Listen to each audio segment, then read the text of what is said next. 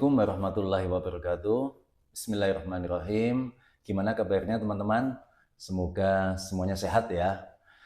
Pada kesempatan kali ini kita ketemu lagi, kita akan ngobrol ya tentang masih seputar tentang anak-anak berkebutuhan khusus. Nah, pada kesempatan kali ini saya ditemanin oleh sebuah AI ya. Dia akan menyebutnya sebagai Tony ya. Tanpa berpanjang lebar, mari kita akan sambut Tony dan Tony akan bercerita atau sebagai host pada kesempatan kali ini. Jadi ini murni guys, murni saya tidak belajar dari Tony dulu apa pertanyaannya akan muncul. Jadi ini akan muncul spontan dan saya akan menjawabnya secara spontan juga berdasarkan pengalaman saya untuk membantu pemberdayaan anak-anak berkebutuhan khusus. Tentunya bukan cuma saya saja, tapi dengan tim saya yang ada di BLC Al-Irsyad Cilacap, kami bersembilan fokus menangani anak-anak berkebutuhan khusus yang ada di Yayasan Sosial Al-Irsyad Cilacap. Oke Tony, ya silahkan untuk intronya kamu buka dulu. Oke, siap. Halo semuanya, nama saya Tony. Senang sekali bisa ngobrol sama kalian hari ini.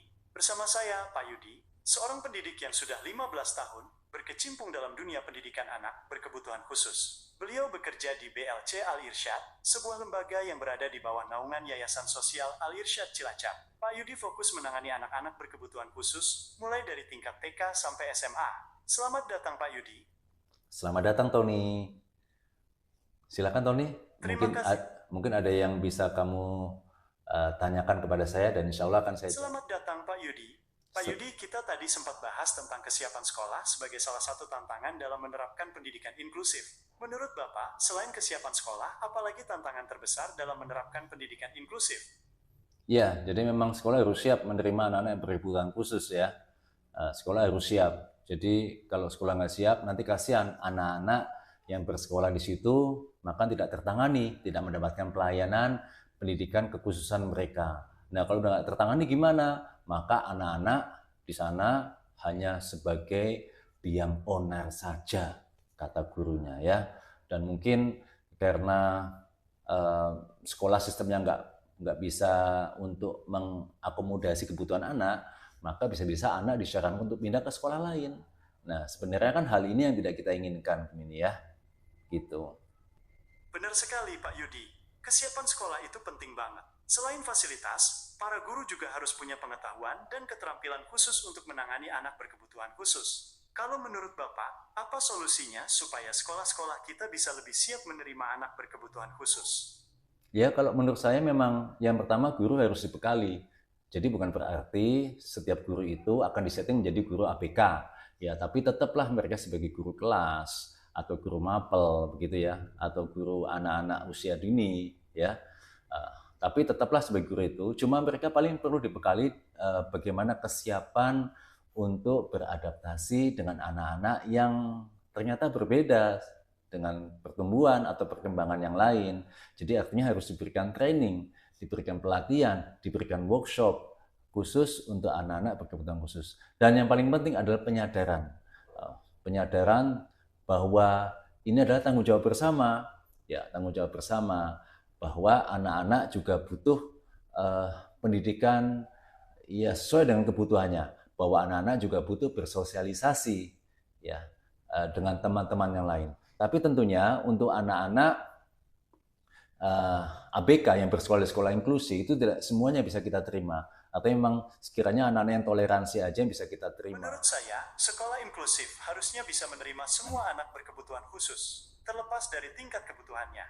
Tapi memang, penerapannya nggak semudah itu.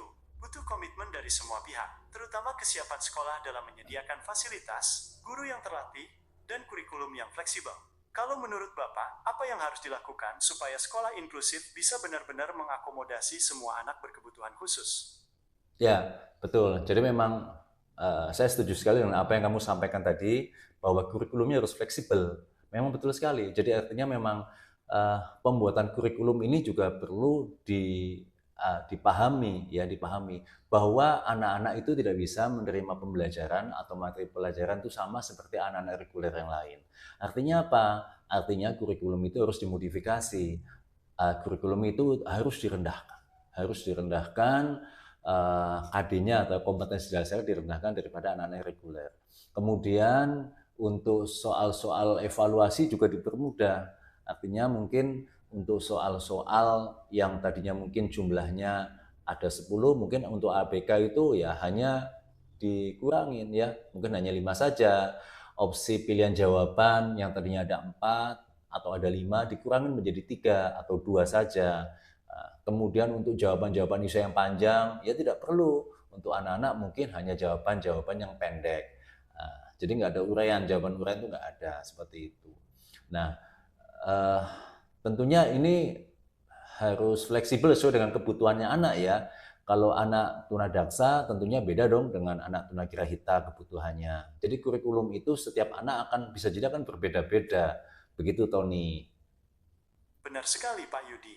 Kurikulum memang harus disesuaikan dengan kebutuhan setiap anak. Nggak bisa disamaratakan. Selain kurikulum, kesiapan fasilitas juga penting banget. Misalnya, sekolah harus punya akses yang mudah, toilet yang sesuai, dan juga ruang khusus kalau ada anak yang butuh penanganan. Sempat bahas tentang pentingnya guru-guru yang siap. Selain kesiapan guru, menurut Bapak, apalagi yang harus dipersiapkan sekolah untuk bisa menerima anak berkebutuhan khusus?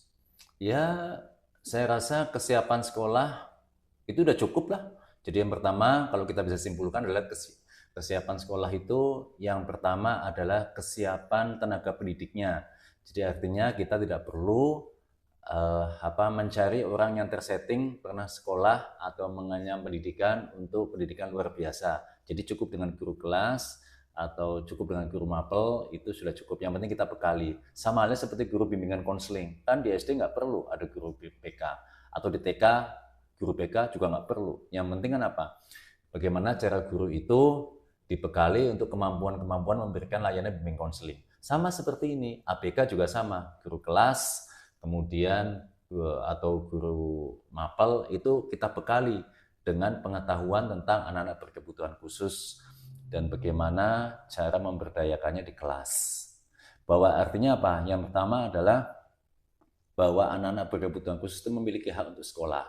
Jadi mereka memiliki hak untuk senang, untuk bahagia, untuk disamakan pemberian haknya dengan yang lain. Selain kesiapan sekolah, yang kedua adalah kesiapan kurikulumnya. Ya, mulai dari asesmen, ya, pembuatan kurikulum, kemudian pelaksanaan kurikulumnya bagaimana, ya, sampai evaluasi, ya, atau pelaporannya. Itu juga perlu disepakati antara guru kelas dengan semua elemen yang ada di sekolah tentang pemberdayaan anak-anak berkebutuhan khusus. Kemudian yang ketiga, aksesibilitas memang ya penting. Kemudian yang nggak kalah adalah pelaporan ke dinas pendidikan bahwa sekolah yang tempat Bapak Ibu naungi dalam bekerja adalah sekolah yang inklusi. Artinya memang sekolah yang menerima juga kebinekaan anak-anak yang ada di sekitarnya. Jadi heterogen, bukan cuma memilih anak-anak yang soleh saja, bukan cuma memilih anak-anak yang pintar saja, anak-anak yang berkebutuhan khusus, baik itu yang ke kiri-kirian atau yang lamban, maupun anak-anak yang ke kanan-kananan. Begitu, cukup 3 sebenarnya. Oke, jadi menurut Bapak, 3 hal utama yang harus dipersiapkan sekolah untuk bisa menerima anak berkebutuhan khusus adalah kesiapan tenaga pendidik, kurikulum yang fleksibel, dan komitmen sekolah untuk menjadi sekolah inklusif. Benar sekali Pak Yudi. Kalau boleh tahu, dari ketiga hal ini, menurut Bapak mana yang paling menantang untuk diterapkan di sekolah-sekolah kita?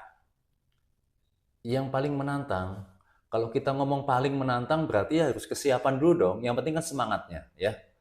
Kesiapan sekolah menerima anak-anak yang seperti ini, ya, semangat untuk mendidik anak-anak bangsa tentunya ya, bahwa semua anak memiliki hak untuk belajar. Jadi ini namakan sebagai sekolah ramah anak. Jadi bukan cuma simbol aja sekolah ramah anak, sekolah anti bullying, gitu-gitu itu hanya simbol saja. Tapi ternyata di dalamnya tidak menerima anak-anak yang seperti ini, seperti itu. Jadi sekali lagi semangatnya untuk menerima anak-anak berkebutuhan khusus bersekolah di sekolah umum. Pak Yudi, kita sudah membahas banyak hal tentang pendidikan inklusif, mulai dari kesiapan sekolah, peran guru, sampai pentingnya dukungan orang tua. Saya rasa kita bisa simpulkan bahwa pendidikan inklusif itu bukan sekadar tentang fasilitas atau kurikulum, tapi lebih kepada perubahan mindset kita semua.